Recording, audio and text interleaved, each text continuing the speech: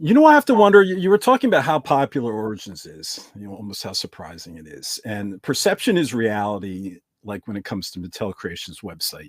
We have like Origins, what's the latest? Sy-Klone, right? And then we have Masterverse Snout Spout, right?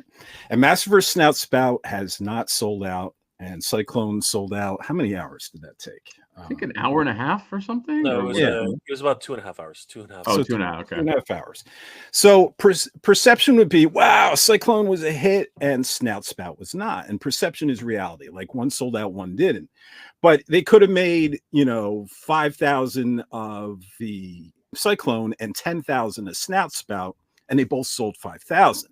Right. So I wonder, it clearly seems like with the Origins figures, they're not making enough, especially when they sell out super fast. Yeah. Like Rock On, right? Yeah. And then with the Masterverse figures, are they making too much? They're clearly, if they keep making both lines, they're clearly making money in the figures. Otherwise, they would have dropped them like the kids CG. Right. Yes. So I'm just curious in regards to, why aren't they making more Origins and why aren't they making less Masterverse? I mean, I'm really, this is the behind the scenes stuff I wish I knew. Maybe you have a point. It's like, I wonder if they make equal amounts of these things, or at one point they did.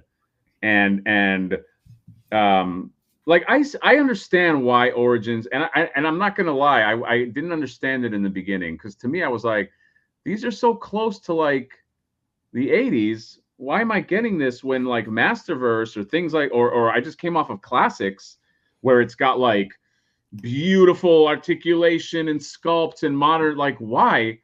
And then I was like, you know what? I'm an idiot. It's genius. It's what you knew with modern articulation, modern sculpting, and I was like, that's why.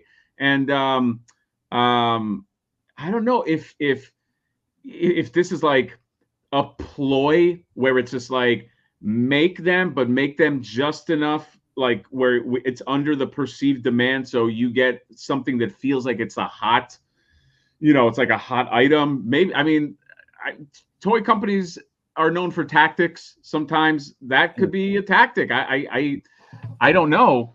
And it's a shame because like I have that Snout Spout. I just opened it up today. It's a nice figure. Yeah. It's a nice, he's got, I mean, that's the best Snout Spout there is. Yes. Right? Yes. But and I like the artistry behind those. Like I like the modernization. I love that new trap jaw, the new Masterverse trap jaw. He's like one of the best trap jaws.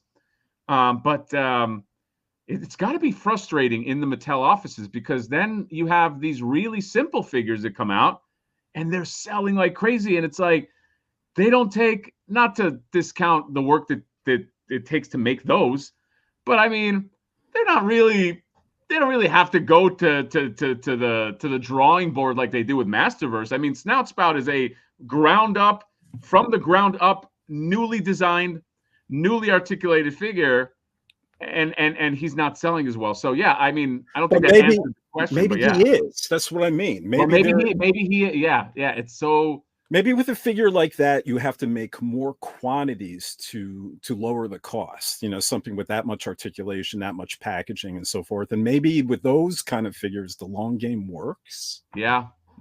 I don't know. I would go ahead. There's something to be said about price, though. Yeah,